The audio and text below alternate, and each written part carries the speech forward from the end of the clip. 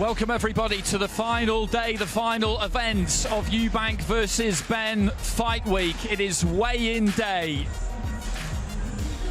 In a few minutes' time, our fighters will get their final opportunity to face off with each other before they meet for real in the middle of that Tottenham Hotspur pitch tomorrow night. I'm Andy Clarke. Alongside me, I've got Sonny Edwards, and we have a Eubank in our midst. Harlem Eubank, top welterweight contender, joining us tonight as well as we count down the final hours to the latest instalment in a classic rivalry. We've walked a similar path in the shadows of legends. That's mental, that is. We've got Eubanks to sign it as well. Yeah, let me quickly scribble a bit. They say lightning never strikes twice. I knew that the chances of me ever being able to make it in boxing were so slim that it's like, it wasn't even really worth me trying. I guess the sickness inside of me, let me see how far I can get. But I've done that now. Why do this to yourself? Because I love the challenge, the drive, the goals, the ambition, the fighting. As long as I reach my full potential and I can look back and go, I've done everything I could. I don't have to fight now. I could retire tomorrow and I would be okay. But I don't want to be fine. I want to be excellent. Before I even turned pro, it got mentioned. Irrelevant of how far apart we were in our careers when we first started, the gap seems to have closed very quickly, mainly because of all the work I've been doing. He doesn't worry me. He doesn't scare me. I don't see him as a threat. What, you think I'm going to be a walk in the park? I mean, yeah, on a nice summer's day. You got to prove me wrong. I rise to the occasion every single time. I'm ready for this. Life's a coat of many colors. It is never black and white. Can't have one without the other. In my opinion, I'd stop him inside 8 rounds. I do fancy my son, Trubin fashion. I've said this and I believe I'll win by stoppage within 6. If he's saying it's going to end in 6 rounds, then it will end in 6 rounds. He will end in 6 rounds. Boy is in trouble. Yes!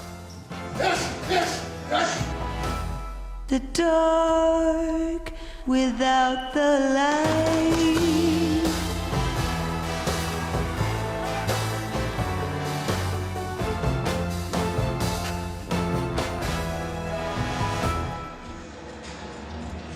It gets the pulse racing, that. It really, really does. We thought we would see this 2.5 years ago. At that point, the anticipation was at fever pitch, really, and then it all fell apart fight week in the most dramatic circumstances. 2.5 years down the line, it now feels bigger than it did before. We're touching distance away. I'm beginning to allow myself to believe that we are going to see this now, and I cannot wait, as I know these two gentlemen can't either. First order of the day.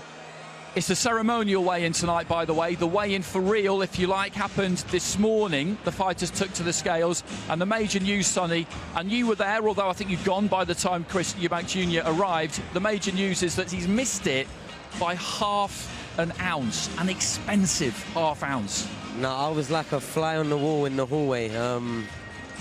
Yeah, it was an eagerly anticipated weigh-in, wasn't it? And obviously it was at the hotel that most of the fighters are staying at.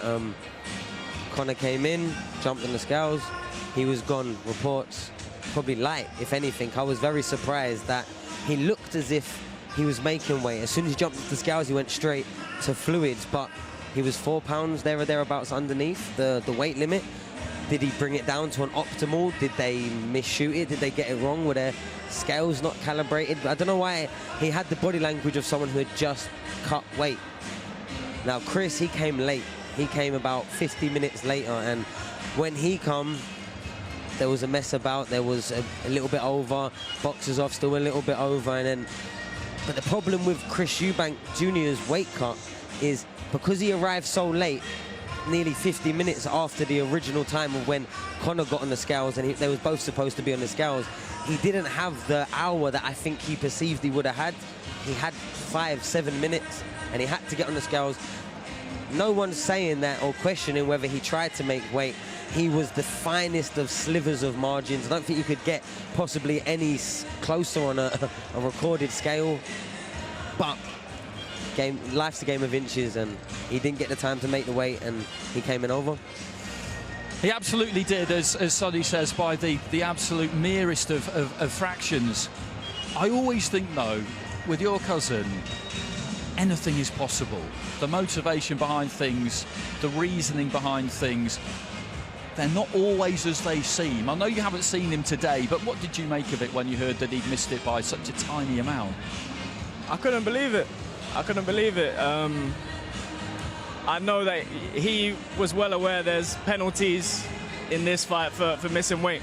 And I know for damn sure that he didn't want to give Conor any more money and fines than he was already acquiring for this fight. He said in his own words that he wanted to punish Conor for everything over the last 3 years. He wouldn't be wanting to give him free money, that's for sure. So I don't know why, or how he's missed the weight. I've never seen Chris Eubank Jr. miss the weight before, so this is a first. It absolutely is. Like Sonny, I was in the corridors. It was a very entertaining scene. You've got loads of people and cameras in corridors waiting for someone to arrive. They arrive, everybody piles into a room, the door closes. You're left on the outside gossiping. Then he comes out, then he goes back in again. You're trying to get any information you can. One man who was on the inside of that room and who can talk us through what did happen is Eddie Hearn. You okay? Check these scales out a minute. I know they've been calibrated then. 20 kgs, it's a bit light, isn't it? Conor, let's just see what you're on, Paz. Come on. Little bit. Nice and still. Take your time. And 156.4. Well done. Whether he makes it, whether he don't make it, he's had a tougher night than me, that's for sure. How are we doing, Chris? Afternoon. How are we doing? Okay? Whenever you're ready. Can we stop the cameras? We didn't agree to any filming in that. Come on, let's just get him on. Get him on. Chris, take your time. Take your time, Chris. Yeah, I will take my time. Yeah, He's no, right. Why is he filming? We'll tell you when we're ready to film. I've never been in a ring magazine. Mate, I've never been in a weigh-in. Everyone's contracted. Yeah, but that's at 6 p.m. The open one. Why is everyone there? What do you mean, why is everyone here? Like all these films. Why is all this filming there? I don't understand. There's too many cameras in there filming. Why don't you just let the Ring magazine do it then?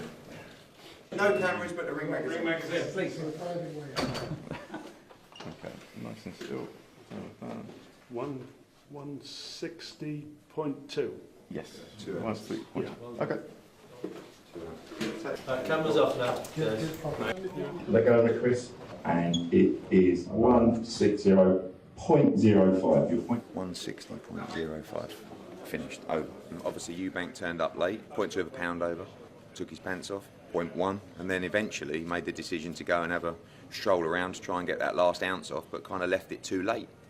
Came back up and unfortunately half a ounce over. Obviously there's a penalty for that, but the fight goes on and we like our chances. That's a great look behind the scenes there at what you get in those weigh-in rooms. People are trying to exert control. They're trying to have things their own way. They're questioning almost everything. They're very, very tense places. I think Eubank, when he looks back on it, he needs to put it out of his mind now. Will feel that he could maybe have got on with things a little bit there, done things a little bit faster, and he would have just had that little bit more time. But hindsight is a wonderful thing. Let's have a quick chat about Conor, though, because everything's been about Chris, because he missed it by the half ounce. And as you say, Harlem, he's never missed it before. He came in at 156, Conor, and as Sonny said, the way they did it, him and the team, and they always planned it to do it like this, was bring him down to a weight. I don't know whether they targeted 156 or whether they felt that he would train and he ended up where he would end up, but they did want to bring him down for him then to get that little bounce and go back up again. Not by much. He'll maybe be 162, 163 in the ring tomorrow night, but I think the reason is that you're just used to doing it. So ritually, if you like, you don't do it unnecessarily, but it would have just felt normal to him to get off the scales and start replenishing, refueling. you're creatures of habit. You have to be. So does that make sense to you? Yeah, I think there's more games at play in that than what happened with Chris Eubank Jr. You know, I think Conor's come in light to show that, you know, after the fight, potentially, you know, to say he's a 147 fighter. You know, if he comes in at 160, maybe people say, you know, this is a fair fight. If he comes in, you know, as light as you can possibly be, you know, it was too much. I'm a 147 fighter. I think there's more games in that than Junior missing the weight and having to pay a very large fine. So yeah, I think some games may be at hand. Yeah, and you could tell that Chris weren't really playing a game. I mean, I don't know the contract typical for this fight, but a boxing contract typically refers to the overweight penalty as money per pound, and he got 0.05 pounds away. He could have been a whole 0.9 of a pound and still suffered the same penalty. That's what I think a lot of people are getting stuck on. Or why was it that much for only such a small amount?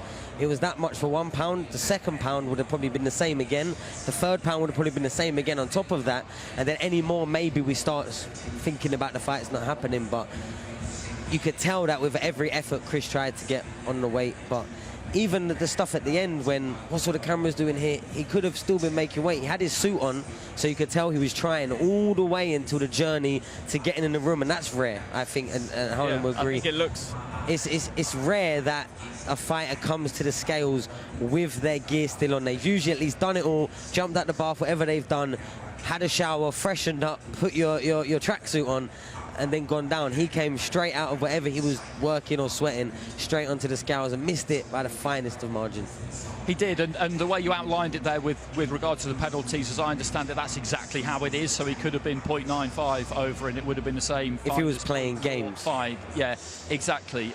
But you know, that's been and gone now. It is very much in the past. They will weigh in again tomorrow morning. £10 is a rehydration limit. And just another thing you kind of touched on there, which is worth pointing out, is the British Boxing Board of Control have no issue at all with him being 0.5 of an ounce over the weight limit. They were in attendance today basically for fighter welfare. There's no title on the line for this, so he would have had to have missed it by, I'd say, at least £3 for the board to have had any real concerns about it. He wasn't, though. Those two weren't the only people weighing in today. It would be easy to think that they were, but everybody else on the undercard had to make their weight also, and pleased to report that everybody did exactly that. So in the 4 other fights, which we'll see at middleweight, light heavyweight and 2 at cruiserweight, we have a contest in every single one of them. And I don't think there was really any drama attached to any of them. Sonny, how was Lyndon? You're in the corner with him. Anthony Yarde looked good to me when I saw him come in. Yeah, I also spent a bit of time with Billiam-Smith in the morning as well. Yeah, I don't think anyone was really looking, you know, out of the ordinary. I think, if anything, such a big event and a lot of notice, really. These fights were made quite a while ago in the sense of all of these 5 fights, the 10 fighters in all of them had good notice. None of them was sprung on. No one's here on a last-minute replacement. So I think for a lot of fighters on this card is an opportunity to change their lives, and it looks like to me that every fighter top to bottom has approached it that way. So Billiam-Smith's got an interesting one against Brandon Glanton, Harlan. Brandon Glanton has had a lot to say this week, particularly yesterday. Billiam-Smith coming into it off the back of a very tough fight, of course, against Zurdo Ramirez. Do you think Glanton is the kind of guy he does or doesn't need in your next fight after something like that? I think it's a good fight. It's an American. He's going to come over, he's going to talk his talk, and he's going to sell the fight. And I think it's one where I think Billiam-Smith can look good as well. I think it's a good fight because when you've got someone that comes and sells it to say that they're going to come and they're going to upset the apple cart, you know, it gets people engaged, and I think that's always good in the fight game. At the press conference yesterday, it was Glanton who kind of really brought a serious tone, shall we say, quite tasteless tone to it, to be honest with you, with some of the things that he said to Billiam-Smith and also to Chev Clarke. He's carried that kind of energy during the week, but he was quite light-hearted at first. But yesterday, it wasn't. He'd switched, hadn't he? Yeah, and maybe that was his plan all along. Maybe he was getting through his weight cut of the week and was just getting a bit more agitated. I don't know, it almost seemed like, yeah, he wanted to rile up Chris Billiam-Smith, but then he directed straight to Shevin, almost like he was trying to preempt his next fight. And the stage is starting, and I think we better be quiet. A great night of championship boxing tomorrow from Tottenham Hotspur Stadium in London, England. It is all being brought to you by Ring Magazine and SNK Corporation, the publisher of the famous video fighting game Fatal Fury, City of the Wolves. With Ben Shalom for Boxer, Eddie Hearn for Matchroom Boxing, and Box Raw in association with Ring Magazine. Along with their great sponsors, Public Investment Fund, Visit Saudi, STC, SRMG, Dr. Suleiman El Habib Medical Group, Saudia, the national airline of Saudi Arabia, Jeddah Season, Malaf Cola, Visit Qatar, Core Group, Desert, NHC, Jacko, Sky, Arab National Bank, First Data, Sella, and SMC. A big thanks to those great sponsors. The Fatal Fury event is now sold out, but you can still watch it live worldwide on DAZN and here in the UK on Sky Sports Box Office. Let's now get the weigh-in process started. Our first two fighters competing tomorrow in a scheduled 12-round cruiserweight contest. We will first welcome from Atlanta, Georgia, USA. He brings a professional record consisting of 20 wins, 2 defeats, 17 of his 20 wins coming by way of knockout. Here is the highly ranked fighter by all major sanctioning bodies and number 8 by Ring Magazine, Brandon Bulletproof Glanton.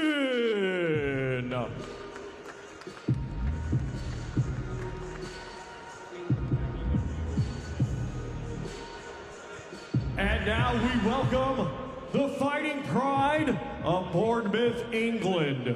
His professional record, 20 wins, 2 defeats, 13 of his 20 wins coming by way of knockout. He is the former WBO Cruiserweight Champion of the World and ranked number 2 by Ring Magazine, known as the Gentleman, Chris Billiam-Smith.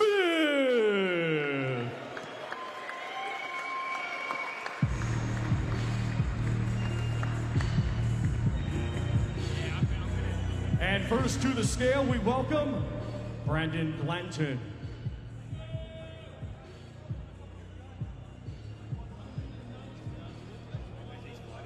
$199.5 for Brandon Bulletproof Glanton. Now to the scale, Chris Billiam-Smith.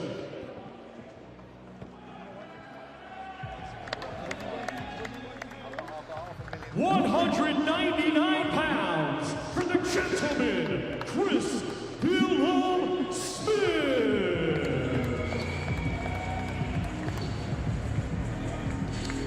This is the show opener at Tottenham tomorrow night, and I think stylistically, as the boys have been saying, it will gel because they are both aggressive fighters. Glanton shorter than Billiam-Smith, who look to try and get close, throw those hooks and uppercuts, particularly strong with that lead left hand.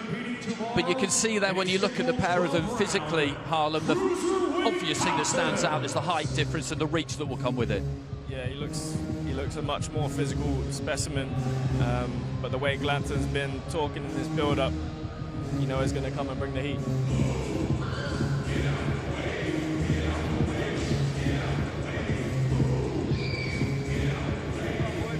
Sonny, I do feel like Brandon Glanton, as they look to try and interrupt the stare-off there, he's rattled Billiam-Smith's cage. And that's just the way he does it, but if there was any chance that Billiam-Smith is going to take him lightly, which was unlikely, but if there was any chance, that's gone. Billiam-Smith, I feel like his nature is very calm, he's relaxed, he's quite nonchalant. I don't think there was any signs there of him up on stage. You know, you could see that Glanton started speaking to him, trying to tell him what he's going to do to him tomorrow, and he did kind of look very unfazed.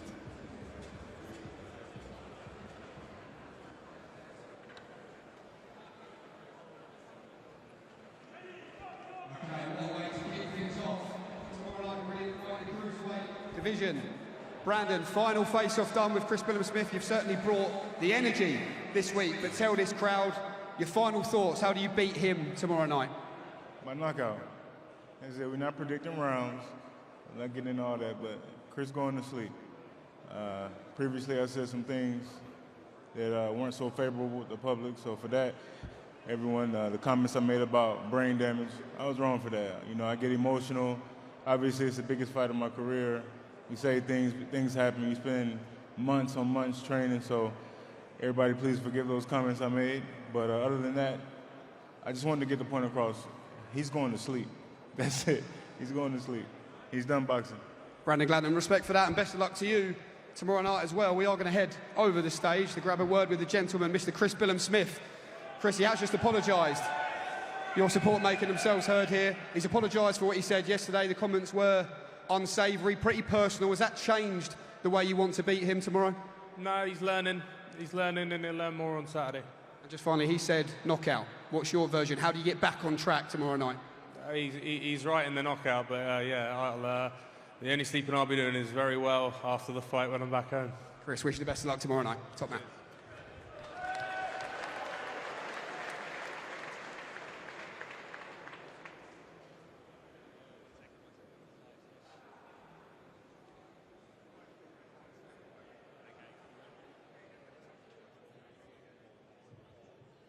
Our next two fighters competing tomorrow in a scheduled 12-round contest, and it'll be for the British Cruiserweight Championship. Let's first welcome the challenger from Tottenham, London, England. He is undefeated with 12 wins, 7 of his 12 wins coming by way of knockout. He is the current English Cruiserweight Champion, Vidal the Realist Riley.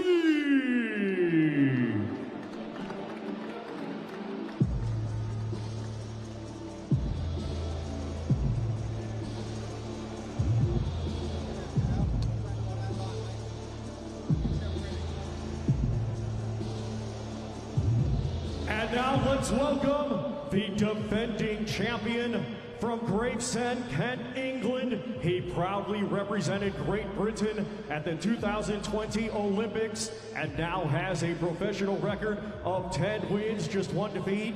7 of his 10 wins coming by way of knockout. He is the reigning and defending British Cruiserweight Champion, known as C4 Sheb Clarke.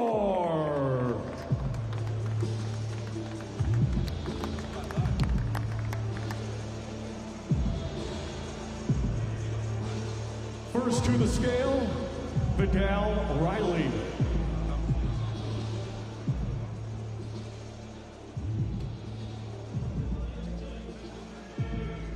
$199.5 for Vidal the Realist Riley. Now to the scale, Sheb Clarke.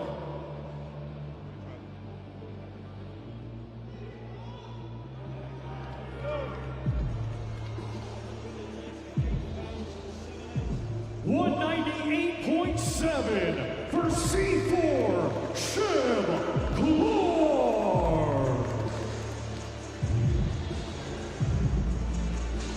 I'm a big fan of this fight. You look at these two, and they're both on an upward trajectory. Sheb Clarke is further up that upward curve than Vidal Riley. He's done a lot in a short space of time after the Olympics. Won that British title, went for a European title last time out against a really good fighter. Very nearly got there, but not quite. Vidal has been frustrated. He had that fight against Isaac Chamberlain on the books. It then didn't happen, but within a week this one came about. And it's perfect for him, Harlem, isn't it? Because he wants to try and move quick. If he can dethrone Chev Clarke, then that is a big statement for Vidal Riley. It's a big statement. I think it's a really good fight. Chev, I think, has the experience in this matchup. But Vidal, he's a top prospect. He's got skills.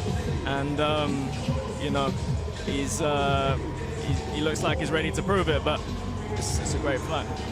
And Sonny, Chev's got that kind of vibe about him where he's looking at Vidal and just thinking, listen, you're a good fighter, absolutely you are, but this is too soon for you, and I'm going to show you why on Saturday. Yeah, we know what to expect when Chev comes to the ring. A lot of power, a lot of aggression. He tries to work and throw big punches. We know what to expect when Vidal gets in. We're expecting the skills, the elusiveness, and it's just a big question on how those two styles are going to match up and who's better prepared at this stage of their career. If Vidal Riley comes through this, it'll be his coming out party, and a lot of people in boxing have been waiting for it for a very long time. Okay, over to Jamie Ward.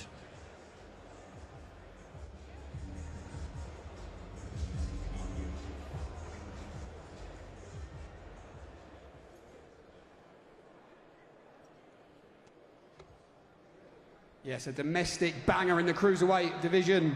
Tomorrow night, British cruiserweight title on the line. Vidal Riley. The energy flowing here. I just said this is pretty special, and you agreed. You've said this is your destiny tomorrow for the Tottenham fan at the home of Tottenham Hotspur. How do you turn this destiny and this dream into reality tomorrow night? Just do the business, man. Just do the business. Done everything we needed to do this week. The most important job is tomorrow, man. Handle business.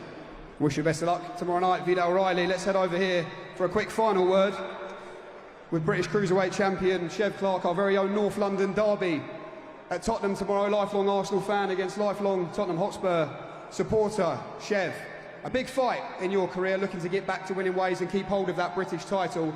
How do you do it in this test? What do you see in Vidal Riley? I use my skills, you know. I've got pedigree, I've got experience, and you guys have seen glimpses of it. It will come together come tomorrow night, and I'll go home and still. Chev, wish you the best of luck tomorrow night. Good stuff. Left me hanging as well on stage. Great stuff, Chev. So that's the two cruiserweight fights weighed in. Well, he needed to be brought back down to earth, Jamie, after the great job he did at the press conference yesterday, being introduced by Michael Buffer.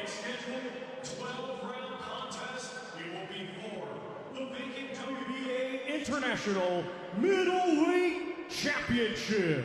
Let's first welcome from Monaghan, Ireland. He is undefeated with 19 wins, 10 of his 19 wins coming by way of knockout. Here is the relentless, undefeated fighter known as the Silencer, McKenna.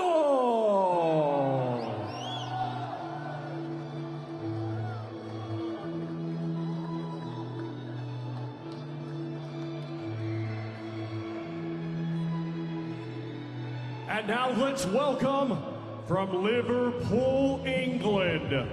His professional record consists of 33 wins, 4 defeats, 1 draw, 20 of his 33 wins coming by way of knockout. Let's welcome the former WBO Super Welterweight Champion of the World, Liam "Beefy" Smith.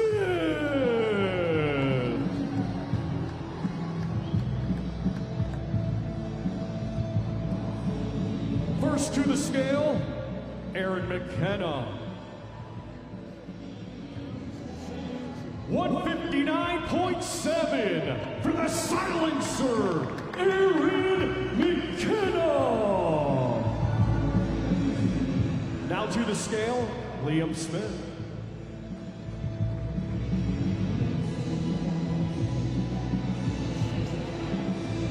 160 pounds even for Liam "Beefy" Smith.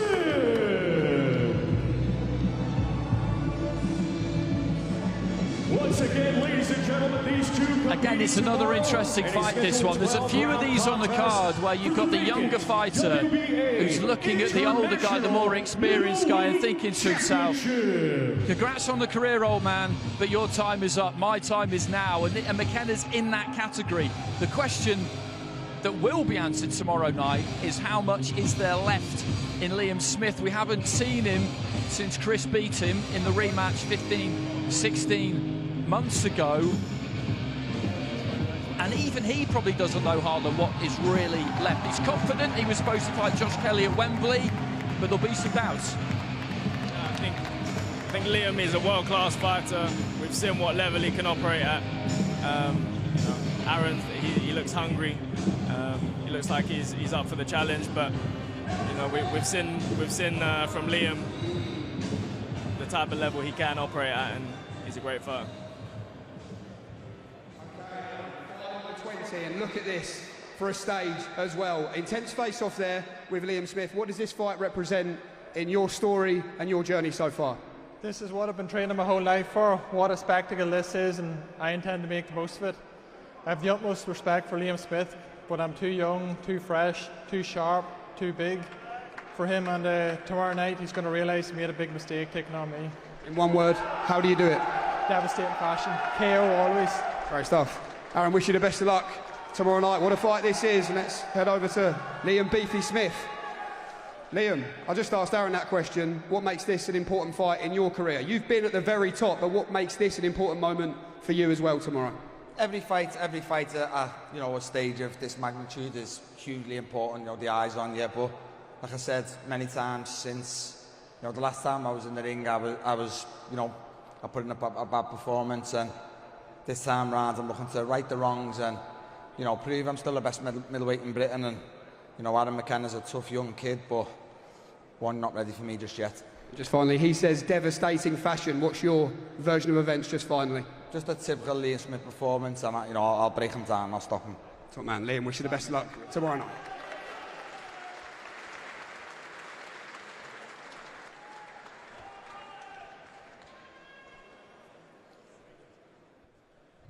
Our next two fighters competing tomorrow in a trilogy rematch scheduled for 12 rounds, and it will be for the vacant WBA Intercontinental Light Heavyweight Championship.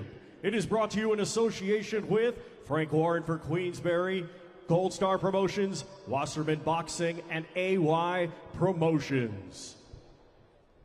Let's first welcome, from Manchester, England, his professional record, 24 wins, 2 defeats, 16 of his 24 wins coming by way of knockout. He is the former IBO Light Heavyweight World Champion, Lyndon King Arthur.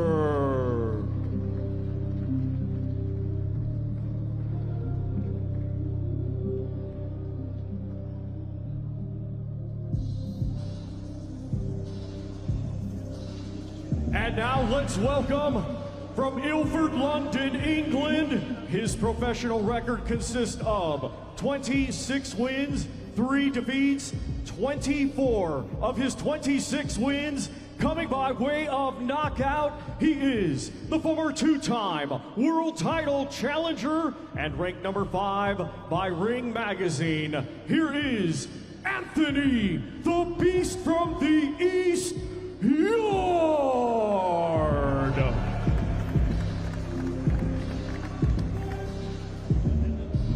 First to the scale, Lyndon Arthur.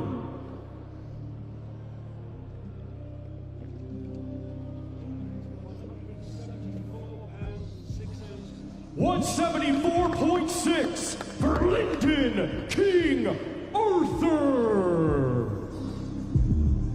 Now to the scale, Anthony Yarde.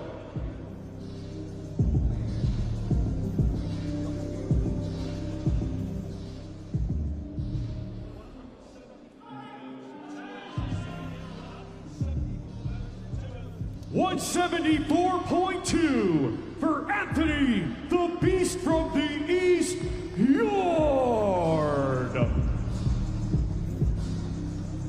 And again, it's just a really good fight, this. We've got a crop of very good light heavyweights in the UK. We have had for a while now. Callum Smith and Joshua Boatsi gave us a terrific fight back in February.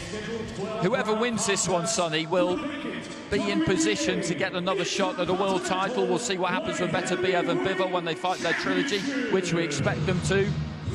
How are you seeing it? You are a bit biased, but how are you seeing it? Yeah, I think it's still the same way as the first two fights. When either Lyndon's disciplined, Lyndon's keeping him at bay with a jab, tagging him on the way in and getting out of the way of him and winning the rounds quite clearly, or Yarde's pressure, his bursting like he came out of the block so fast in the rematch. Either that gets him. There's only two ways that this fight goes, in my opinion, and it really depends on both fighters, what they're bringing and their mindset and their tactics. I think they both look in tremendous shape. I think this is the best I've ever seen Lyndon. He's had more energy all fight week, and he really wants to right this wrong. In his mind, he knows that it should be 2-0 already by now. And there's a lot on the line, isn't there? There is a big opportunity awaiting the winner here. Yeah, I think it is still all to play for here for both men. It's one apiece.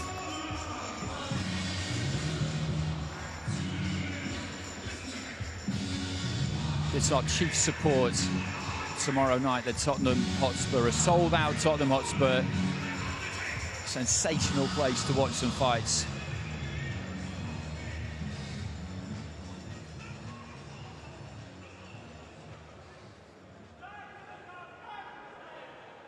Okay, a trilogy to look forward to in the chief support tomorrow night. It's one apiece between Lyndon Arthur and Anthony Yarde. Lyndon, final face-off. I have to ask, what were you saying to Anthony Yarde there? Nothing, it's just a bit of banter back and forth. He's telling me I look scared, apparently. I look scared? I look scared? No? Yeah, petrified, I told him, so you know, we'll see what happens tomorrow. And in terms of this, you've beat him before. How do you believe you beat him again tomorrow night? I think I stop him. I believe I stop him. But I'm scared, so I don't know.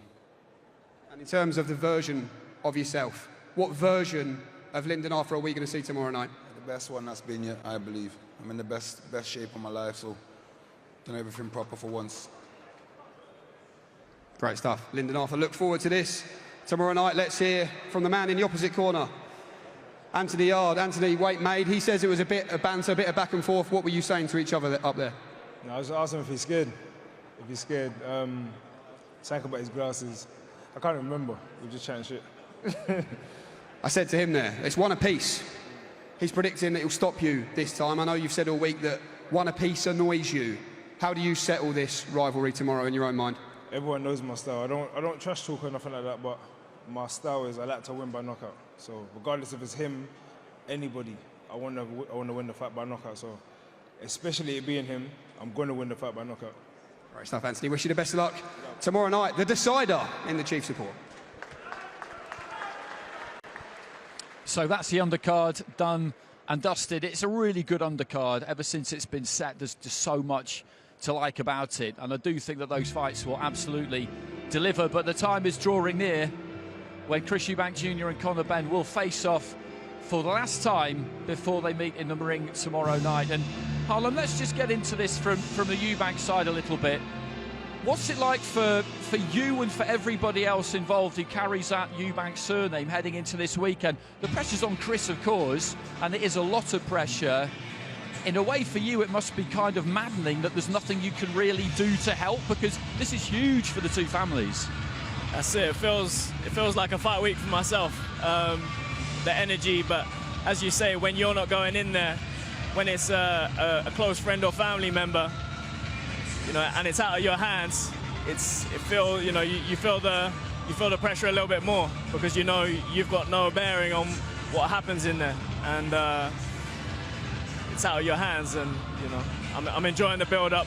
He looks focused, and you know he's going to go in there and do the business. Sonny, it is kind of hard to imagine what the pair of them are going through, because you've been in big fights, unifications, big fights, as have a lot of fighters, but not many people get to participate, hardly anyone really, in a rivalry like this that's got a backstory like this. It's kind of a poison chalice. It's everything that you could possibly want, but at the same time the responsibility is massive. And that's why you've got to give the young fighters time to really build into these moments, to these events. what happens when a fighter gets there a little bit too soon. We've seen it before, they almost freeze like a rabbit in the headlights.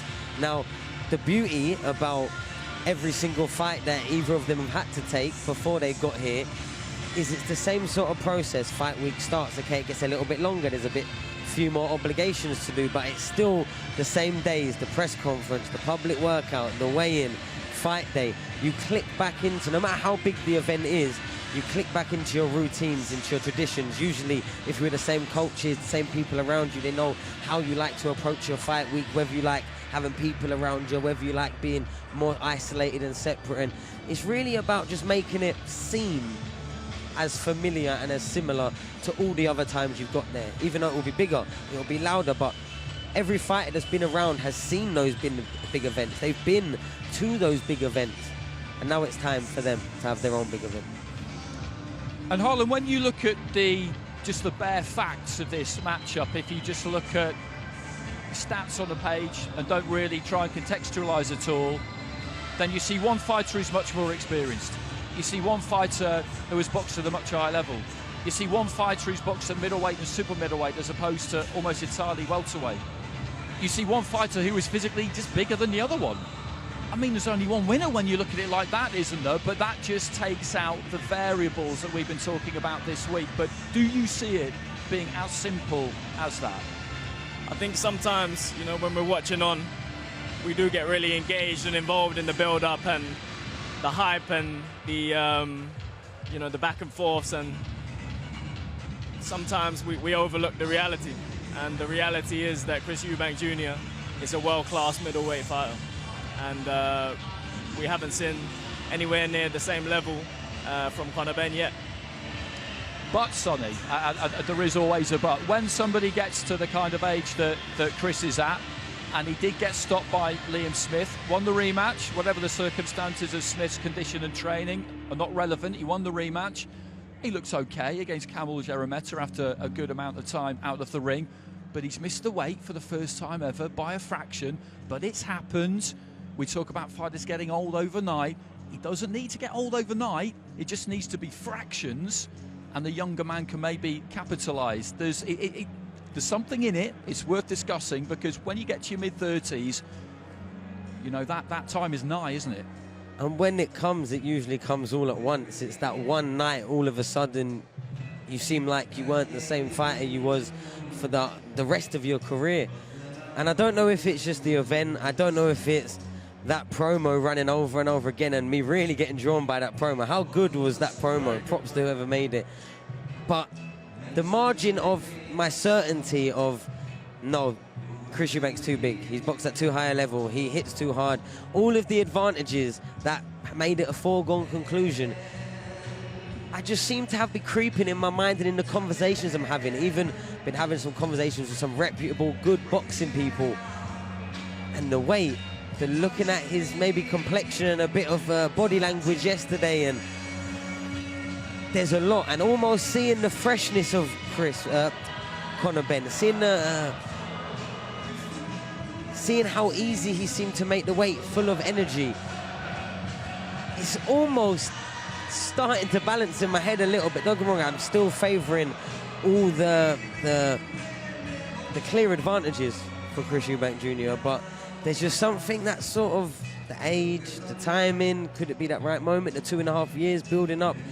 The question marks for me are just starting to creep in, and I'm really, really getting excited for this fight.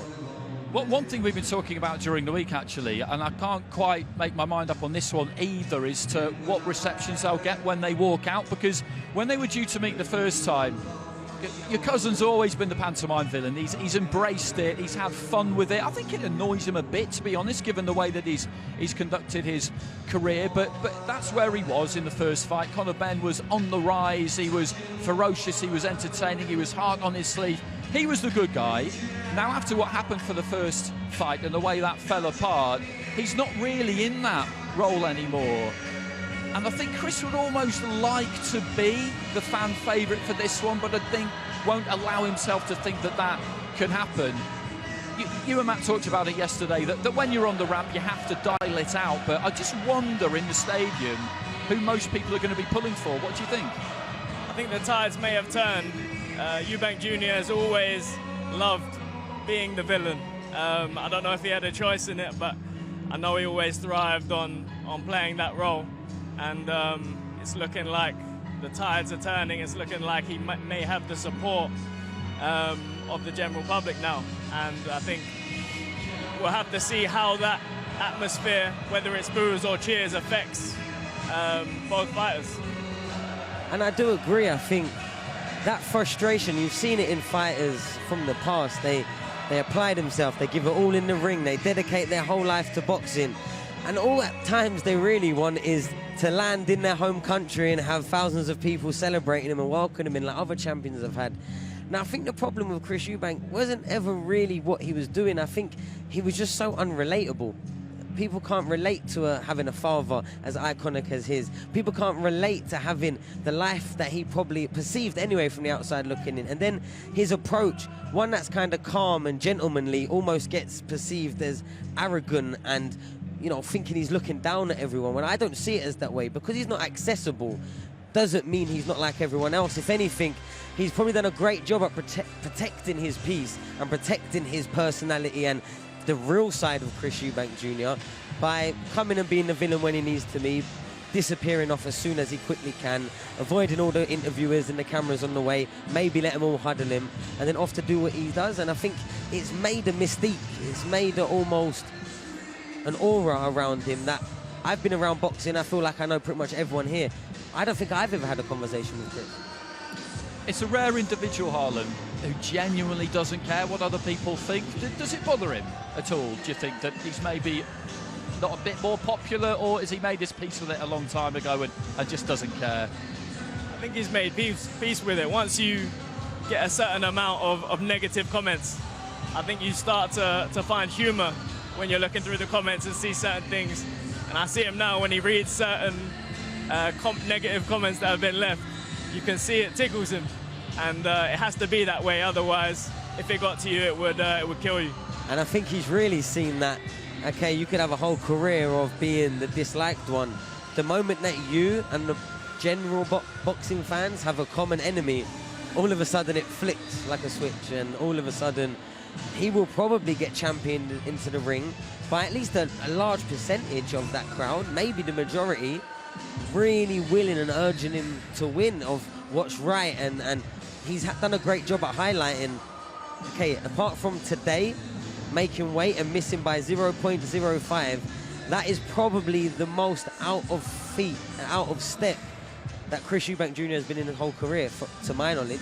Everything else has been professional, making weight, never getting banned, never no scandals, never no personal life getting front page. He has probably lived as dedicated and as clean, both in ring and in sporting endeavors, but also in lifestyle, from the outside looking in. He does, as a professional, seem to achieve that kind of serenity that a lot of people will tell you that elite level athletes are like, you all really need it, because you switch when you have to, but you don't want to do it too early. But not everybody, because Conor Benn is pretty emotional. He talked to us the other day about how fear of losing motivates him. It seems quite bleak and negative, but it's really honest, because that drives fighters to varying degrees. And he really chooses to sit in it during camp, whereas I think other people might find that a little bit dangerous. And he is intense, and he doesn't seem to worry too much about burning emotional energy. They are totally different, aren't they, the pair of them? And I do think, I do think that as fighters, we just generally find ourselves in the most self-soothing and comfortable mindset. I remember my sort of mantra was, it's not even like I wanted it, I just didn't know anyone else to have it. You know, anytime there was a belt, a title, if it was my weight and I could fight for it, I almost got offended anytime someone else did. That made me want it. Even when I got it, I didn't even enjoy the celebration so much. And I guess Conor will be the same. That fear of losing so much probably just makes him feel relief when he's won. Do you know what I mean? Yeah, absolutely. He's not waiting for the celebration. He's not waiting for the trophy and the applaud. He's just making sure he avoids the despair, to be honest. I think, you know, in professional boxing, everyone has that little thing that drives them. You know, their way around staying in the gym for years and making their way to the top. Everyone has that little thing that drives you up there, and it's about tuning and dialing into that and coming out and performing. I do think what's unusual about this, and we've talked about it before, but it's worth reiterating, is that, you know, I watch you lads go about your business. I watch professional fighters go about their business, and they'll talk about, I need to do it for my family, I'm doing it for this person and that person. You're doing it for yourselves. Ultimately, you are doing it for yourselves. But this is different, because they are doing it for the family surname. We're not far away now, I don't think, from the weigh-in, the ceremonial weigh-in for that main event. We saw them this morning, of course, and they do weigh in again tomorrow morning between 8 and 9 o'clock, the £10 rehydration clause. So Eubank Jr could be in for another relatively uncomfortable night tonight, or not. We'll see how that goes. It'll be more comfortable, you would imagine, for Conor Benn. Conor Benn, I think, has just kind of circled back and gone for a quick walk, and I think the mind games will continue right up until the end, Harlan, because we've had this all week basically. Conor has arrived for something on time, and then he's realised that Chris maybe isn't ready to go, and you don't want to be standing around in a holding area like a lemon. You just take yourself out of the equation and think, listen, I'll wait for you to be ready, but I'm not going to stand and be seen to be waiting for you. It's all mind games, isn't it? Yeah, I mean, I think if you turn up early and you realise someone isn't there, you realise you might be one step behind of a mental battle. So you want to readjust yourself and you know, level the playing field and maybe come out after they turn up. I mean, are these things that you think about during big fight weeks when you're strategizing what's going to happen every day? Because, I mean, that to me seems absolutely exhausting, but you do buy into it, don't you? Things that don't matter. Like, if it were me, for example, because I don't have your mentality, it just wouldn't matter, but to you it does matter, and that's how you get to where you get to. Yeah, no, absolutely. As fighters, we're very petty, and we want everything fair, and maybe even a bit fairer on our side if we can help it, if we're being completely honest. Now, if you get here, your opponent's not here, what am I going to do? Stand here for 30 minutes, 45 minutes, an hour?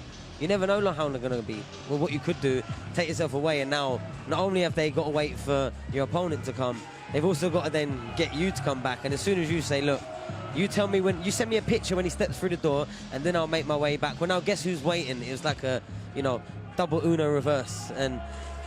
But absolutely, all the little mind games, because it amuses us. You know, when we're going through all of this and it's so hard, it amuses us. We enjoy the little tweak of a mind game. Indeed we do. Michael Buffer, I think, is ready. Conor Benn is ready. We're all ready. I think it's over to the smoothest voice in boxing.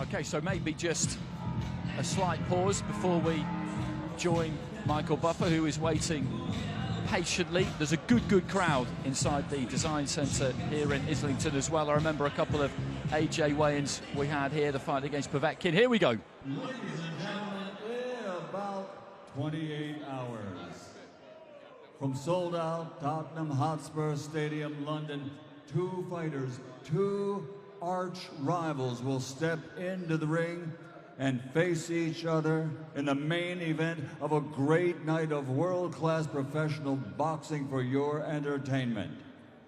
And now we welcome you to the official weigh-in for that main event. It's a presentation of the Bible of Boxing, Ring Magazine, and SNK Corporation, publisher of the video combat game Fatal Fury, City of Wolves, along with promoters Ben Shalom for Boxer, Eddie Hearn for Matchroom Boxing, and Box Raw. Sponsorship provided by the Public Investment Fund. Visit Saudi, STC, SRMG, Dr. Suleiman Al Habib Medical Group, Saudia, the national airline of the Kingdom of Saudi Arabia. Jeddah season, Milaf Cola, Visit Qatar, Core Group, Dessert, NHC, Jacko, Sky, the Arab National Bank, First Data, Sella, and SMC. So now, ladies and gentlemen, the main event. 12 rounds of boxing scheduled in the middleweight division, and on the line, legacy. But even more important, bragging rights for sure. With almost 70,000 fans in attendance, this will be broadcast and streamed live worldwide on DAZN and available on both DAZN and Sky Sports box office here in the United Kingdom. So at this time, ladies and gentlemen, let's bring the fighters to the stage and to the scales. First, from London with a perfect professional record consisting of 23 fights, 23 victories, including 14 big wins by knockout. He's the European Continental welterweight champion. He is Conor the Destroyer Benn.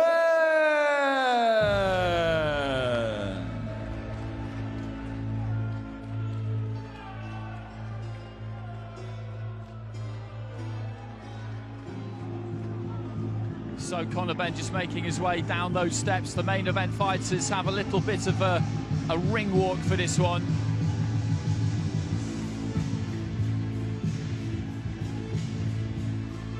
Very, very encouraging to hear plenty of Rocky on the playlist for this weigh-in. You always need some Rocky. Sonny was just saying he liked the playlist. Yeah, it's been getting me on week, boys, I can't lie. It really does. Growing up as a young fighter, I don't think there's a single one of us in the country that didn't start somewhere around Rocky. And now look, a real-life Rocker story in front of us. Here he comes to the stage, the undefeated Conor the Destroyer Benn.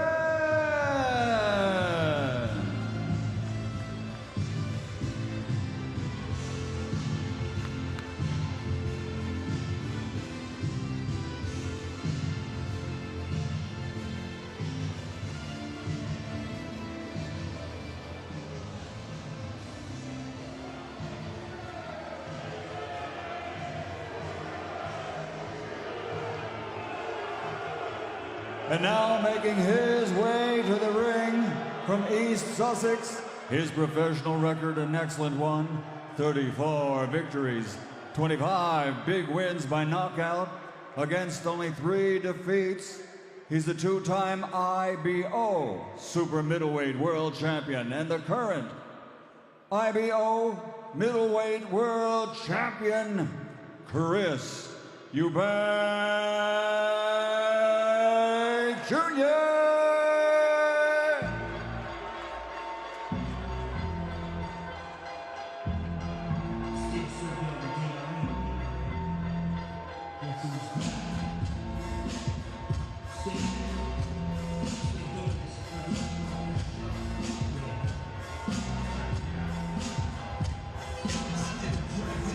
A slow, serene walk from Eubank.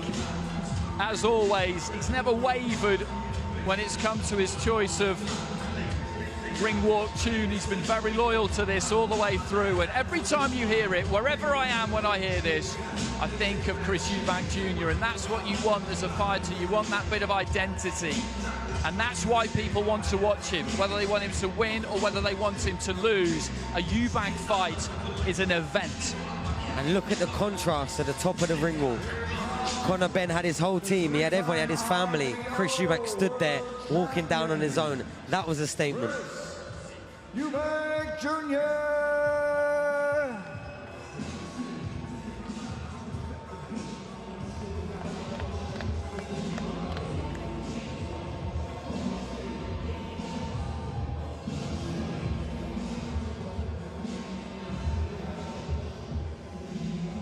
First fighter to the scale, the destroyer, the undefeated Benn.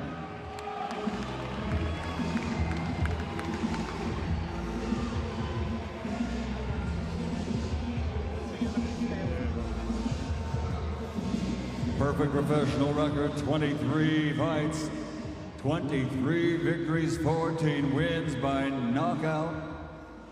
From right here in London, the undefeated destroyer, Benn.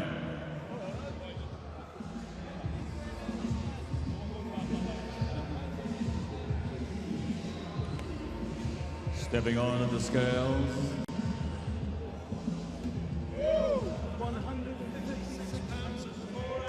156 pounds, 4 ounces.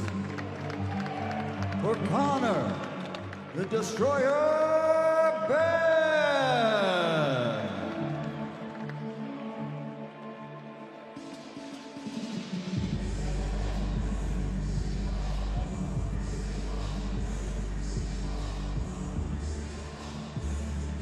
Just taking his time on the scales there, Benn.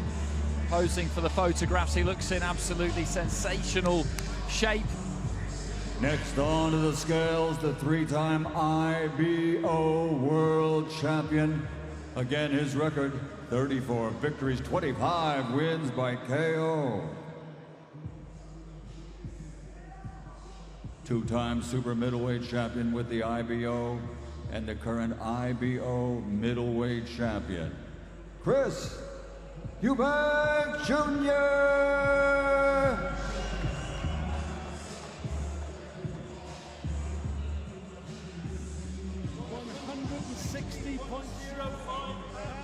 160.05 pounds. As we know, he missed it by half an ounce. That was back at about scheduled for 12 rounds of boxing 20. That happened, so he's had a little bit of time since then, and they both since then will have been replenishing, getting the fluids on board. That will have been more important for Chris than it would have been for Conor Harlan. He looked good on the scales there, I thought. He looks really good. He looks shredded. You know, he looks like he's full up again. He looks in great shape there, and I'm happy to see that. A final face-off for the pair of them.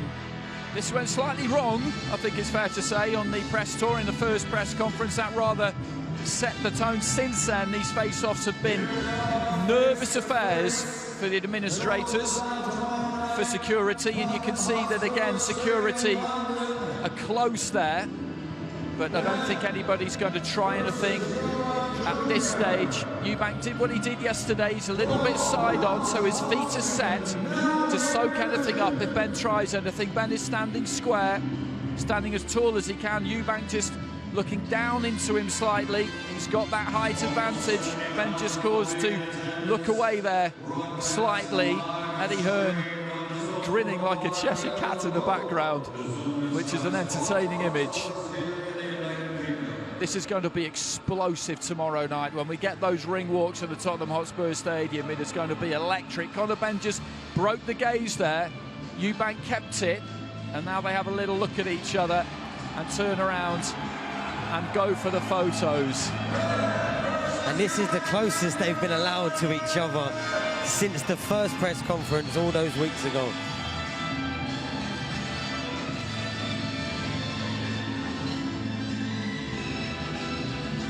Eubank, Harlan, looks like he's in an absolute cocoon there. There doesn't seem to be anything that can even get a flicker from him.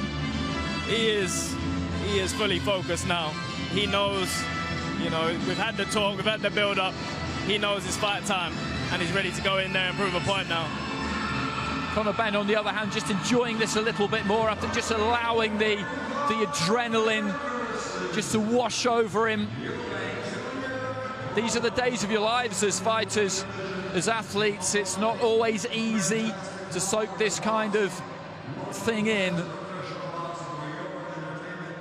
Okay, we will hand over to Jamie Ward again in a few moments. I think he's with Conor Benn first. Conor Benn, What a stage the world awaits tomorrow night. Firstly, your reaction to everything that happened regarding Chris's weight this morning. I mean, it's an expensive price to pay, isn't it? You know, but he's disciplined, so he should have made the weight. He's made this weight his whole career, you know, he's expecting a little bit of sympathy, but he ain't got no sympathy around here. 156.4 for yourself. What was the thinking behind that and what that weight gives you tomorrow? 156 is a weight I felt comfortable at.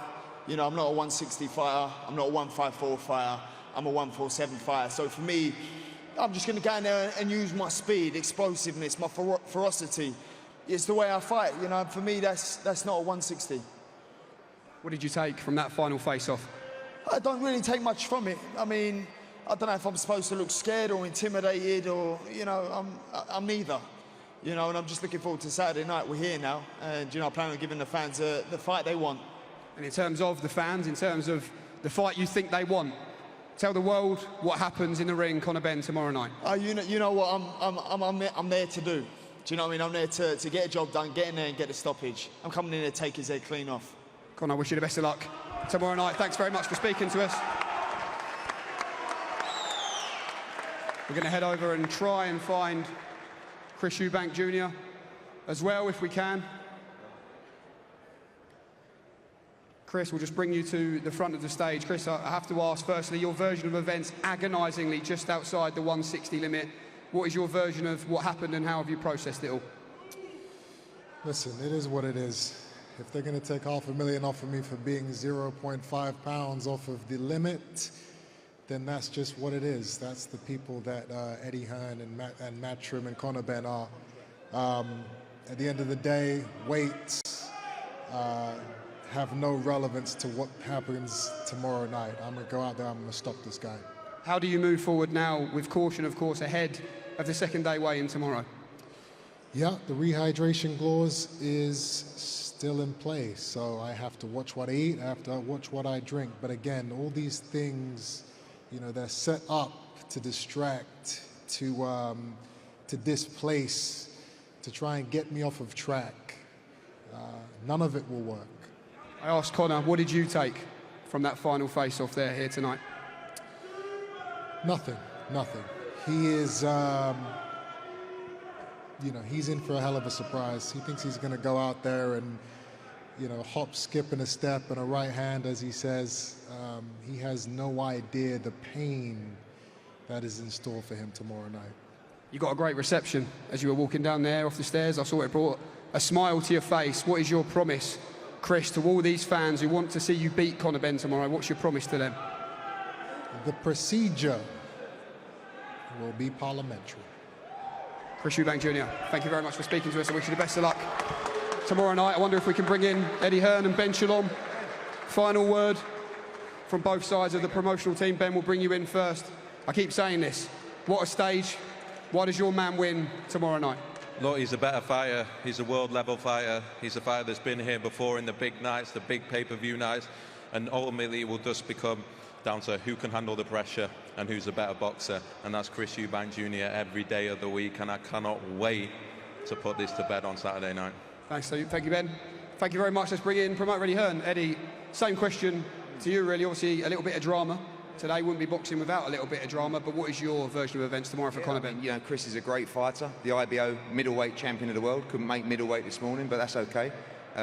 Everybody needs a bit of discipline in their life, and Conor Benn's ready.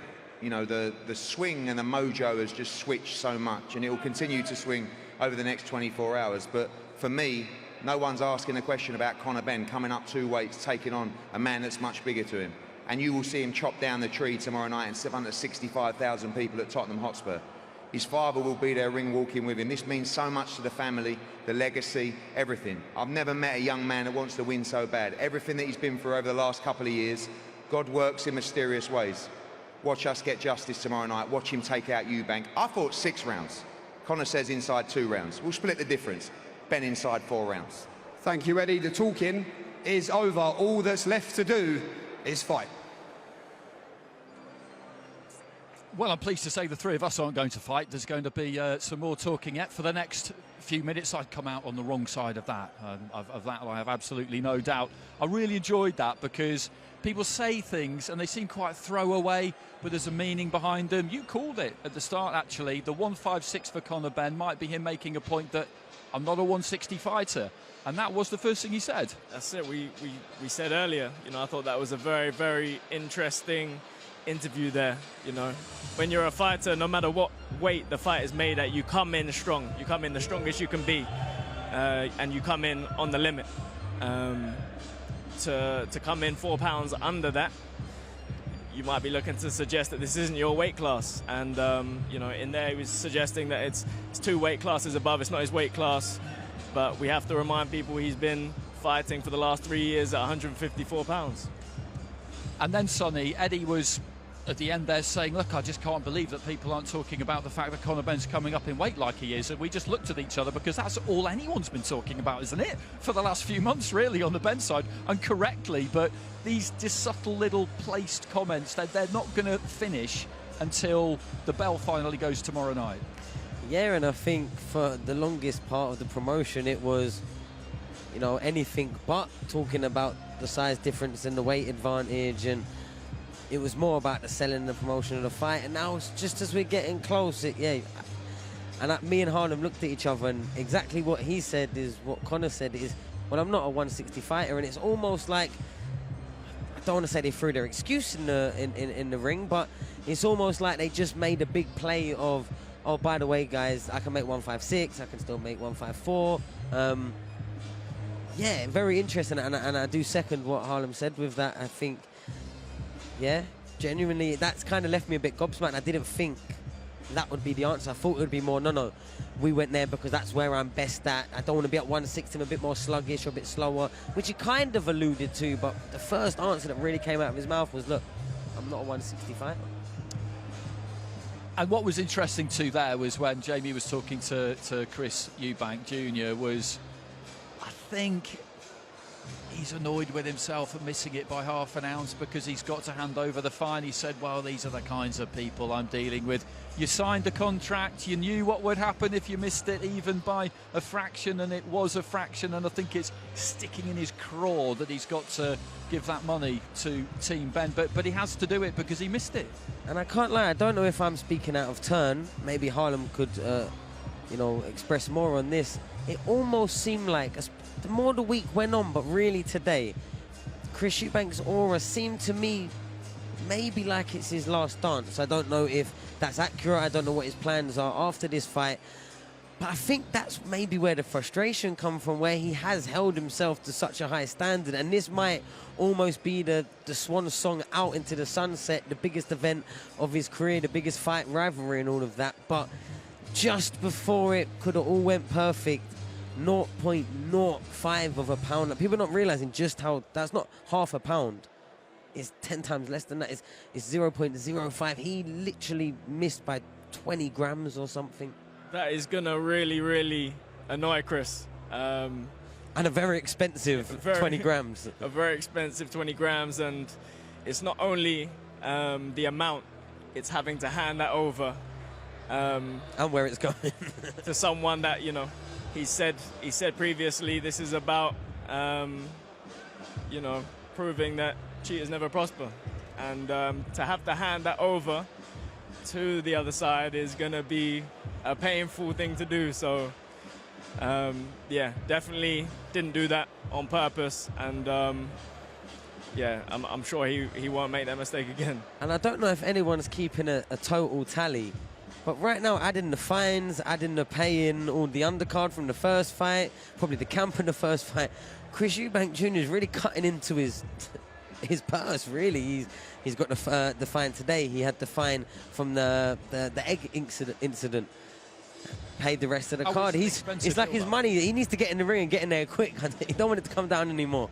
Well, he does well. I mean, there's one more opportunity for him to take some money out of his own pocket, and that's tomorrow morning, because there's the rehydration, the £10 rehydration. So what will happen with that is that tomorrow morning between 8 and 9, a board representative plus a member of Team Benn will go and see Eubank. He will weigh, and the same thing will happen vice versa. So they won't have to both get themselves to the same place and get on the scales and be surrounded by people like they were today. It's a different kind of vibe to it, but he has to make sure he stays within that £10 or there will be further fines. So for the uninitiated, could you just educate us all, the pair of you, on what's he going to do today, Chris, or what has he been doing to make sure that he replenishes as best he can, but stays under the £10 by 8, 9 o'clock tomorrow morning?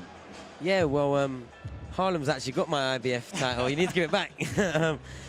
But we have that £10 rehydration, so it's something you get used to. Now, for me, it was easy. I'm probably more similar to what Conor Benn will be feeling. I'm not going to go no way near it. He's probably not going to be 170 pounds at any point tomorrow, let alone at 9 o'clock in the morning. Now, Chris will probably have to find the balance. He'll have to know his body enough to know when I'm rehydrating, especially after that weight cut, just how much is going to come off, how much is going to float overnight. Am I going to wake up and be, you know, 5, 6, 7 pounds lighter than I went in bed at? But it's going to be a balancing act. Now, if it was really tight, which he to a certain degree looked, his body's going to want to hold on to as much as possible.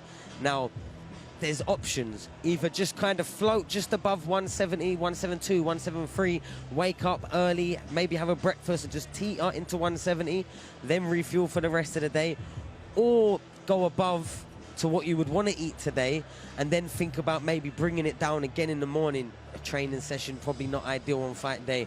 Probably a hot room, a sauna, a hot bath. Sorry, the British board, we're not allowed to do any of those things, but I'm retired. But do you know what I mean? It's one of those two options. Either go up a bit, be more healthy, but then have to worry about a cut, or maybe manage it and try and get there or thereabouts as you get there, and then really look at rehydrating for the rest of the day before the fight.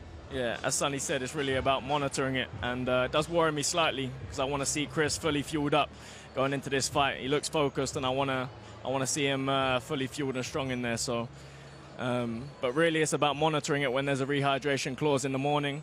I had to do it my last fight with the IBF. I've still got Sonny's belt. I need to give it back to him. They've sent me my new one now. So, but yeah, just monitoring it, and you can't go over the top. You can't go overboard. You have to see when you're at that limit, and then it's no more fluids, no more food until after that weigh-in come morning. Or there's the third option: come in heavy and pay another fine. Yeah, there is always that option. I don't expect that to happen personally, but there is always that option. Is there a mental impact to it as well? Because it's on your mind. It won't be on Conor Benn's mind. He has to do the same thing, but he knows that it's not going to be an issue for him. Whereas for Chris, it's just another thing to deal with. He doesn't have a completely easy, restful night tonight, potentially. And don't get me wrong, I think the weight would have been a reason as to why Team Benn and Eddie Hearn would have insisted so much on the rehydration. But just as much as the affect the weight as it's all the messing about is actually having to, after your weigh-in, worry about what we're getting to, what we're coming down to.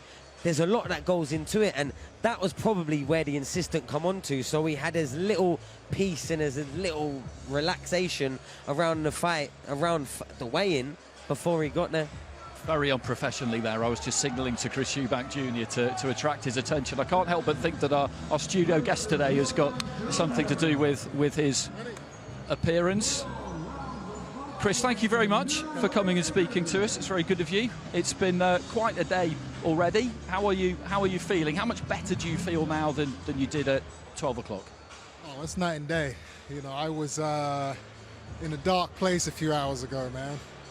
And it's slightly darker now as well, knowing that I'm going to have to pay a hefty fee for being 0.5 pounds over the weight limit. But what can you do? You know, at the end of the day, who's going to win tomorrow? Who's confident in their ability? Who's served their time in the sport? Who's never cut corners?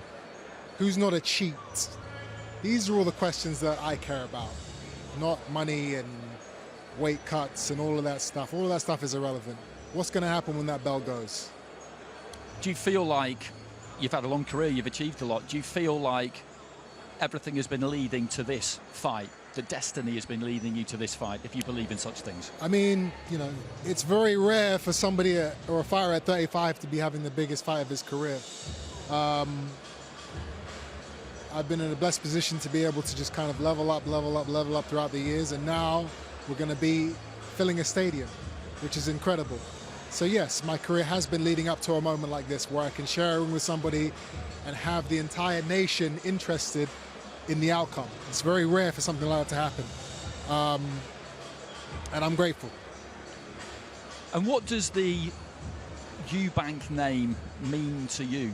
It's been heavy at times, probably. It's a big responsibility. It's a privilege. It's so many things. And in this fight, it means more than it's ever meant before. So walking to that ring tomorrow night, of all nights, as a Eubank, what does that mean to you? It's why I'm fighting. It's the main reason for this fight happening, is the name. As you know, this is a name that we've had to carry for so many years and represent. And there is no bigger representation than fighting a Benn. You know, what my father did with Nigel Benn all those years ago was and is British boxing history. And now we are about to replicate that. And my goal is to supersede that. My goal is to go out there and put on a show and put on a fight that is going to match or surpass what our fathers did. That's what I'm trying to do. Harlem, it sends a shiver up your spine, I know. I think you'll probably see Chris later. You maybe see him tomorrow, but how will you be feeling when he's at the top of that ramp tomorrow? I'll be feeling excited. You know, I know he's done the work. I know he's served his time in the sport, and it all builds up to this event where he's ready to go in there and say and do exactly what he said he's going to do, put on a show and entertain the masses that are coming out to fill the stadium. There's still a little bit of work to be done. These two were educating me just before you arrived as to what you may or may not do for the rest of today with regard to the 10-pound rehydration. Is it, I mean, how is it? Is it going to be difficult, do you think? Is it mentally an irritation? Is it impactful in any way? For sure, it's an impact. You know, for the first time in my career, I'm having to watch what I eat and drink after a weigh-in. I've never done this before. You know, I don't know if I'm going to have to get in a steam room or a sauna tomorrow morning to make the weight, or I don't know if I'm going to just have to. You know, usually I get to about 174 pounds after a weigh-in.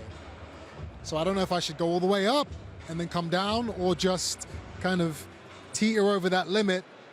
You know, maybe not have a drink, maybe not have a meal. I'm working on the fly as we speak. You know, after this interview, I'm getting on the scales, I'm checking what I am, you know, and then we'll go from there. And we were just saying, I hope you zip up your pockets, because the way every news bulletin has been, Chris Eubank fined, Chris Eubank paying the whole undercard, Chris Eubank getting fined again. I just really hope that nothing else comes out of your purse, genuinely. By the end of this fight, I'm gonna be paying people for the fight. I'm not gonna be making any damn money. But you know what? Again, like I said, this isn't about money for me. This is about being involved in something that is once in a lifetime. Almost legacy defining, I put. It really is, and you know, it's something it can never be replicated. It can never happen again. So that's what excites me. That's what gets me out of bed in the morning, and that is what is going to make me go out there and put on the best performance of my career. And last one, the win is everything, and you do seem to have always been one of these rare individuals who doesn't really concern themselves too much with the opinion of others. But imagine you get the win tomorrow night, and then people walk away thinking, you know what, that Chris Eubank Jr., he is a good guy. He's been telling us he's a good guy, but he is a good guy. Imagine if that came off the back of this too, because people found a lot of love for your dad towards the end of his career. It's amazing how these things can happen. Yeah, it's funny how the British public work. You know, they love you once you're kind of coming out of the picture. You know, listen, good guy, bad guy, all that rhetoric, all that narrative, it actually doesn't mean anything. Whether I get booed or cheered into that arena tomorrow night, it's not going to affect the outcome of the fight. I think it's going to affect Conor more than anybody. He's not used to that hostile environment that I've worked in, which I've fought in for the last 15 years. I know how to deal with a bad crowd, with a crowd that wants you to lose. If that's what I'm going to be walking into tomorrow, I know how to deal with it. Conor doesn't. He used to be the golden boy. He threw that all away. So it's going to be very interesting to see the crowd's effect on him. nothing's going to affect me. Okay, we'll let you go. We'll let you go. You've been generous with your time. Thanks very much.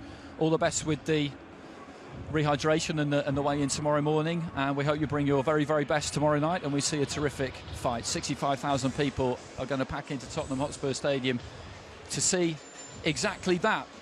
I wasn't totally sure if we'd be able to get him over or not. Harlem, you weren't either, because generally speaking, fighters just want to leave, don't they, to be honest with you? But he seemed in very, very good form there, very good spirits. Yeah, generally speaking, Chris Eubank Jr. does what Chris Eubank Jr. wants to do. And yeah, I felt like he answered the questions great. He felt like he was in good spirits, a lot of energy about him, a lot of belief. I feel like he's definitely filled out since we would have seen him this morning. You can see in his demeanour, but yeah, look, he normally goes to 174. I thought that was interesting that he gave us what he normally goes up to, which isn't a massive amount, 4 pounds, around about 2 kilos. So that probably does leave him in a spot where, you know, I could get up to around that, maybe just float it. But at the same time, it's that consciousness that you don't normally have. Now, it's going to be in your mind before, it's going to be in Chris's mind before he goes to bed. We're all probably going to be thinking about it when the morning comes and Chris is weighed in. It's going to be the first thing that anyone that's looking forward to this fight is going to look. Did he make the weight? Is there another penalty? Did he go up massive heavy? Like, people want the information right now. There's a lot of interest and intrigue around what's going on before we get to the fight night. Okay, so I've got a couple more for you before we go. I'll get a prediction right at the end. It's the law, isn't it? We have to make predictions. The night before the fight, what is that like? Most people will never know, never have a clue what it is like to try and put your head on the pillow and go to sleep knowing what you're going into the next day, because it's an extremely unusual thing you do for a living. What's the night before the fight like? Personally, the night before the fight is the best sleep I get in fight week. You're fully fueled up and you're ready. It's the night before the weigh-in that's usually the most challenging sleep-wise, but once you've done all the preparation that you need to do for a fight and it gets to the night before, you're fueled up, you sleep like a baby. Yeah, I'll echo the same. I mean, it's what you said yesterday, wasn't it? But maybe mine are kind of more from the mental side. Is the fact that all the work is done, does that just make you think, okay, I've done everything I can do now. I've upheld my end of the bargain. And I find you're all quite fatalistic about it, particularly at a really high level, which you're both at. The bell goes, of course you do everything to try and win, but what happens is what happens at that point. Yeah, it's like a lot of the pressure, a lot of the focus. As soon as you get off the scales, you've made weight.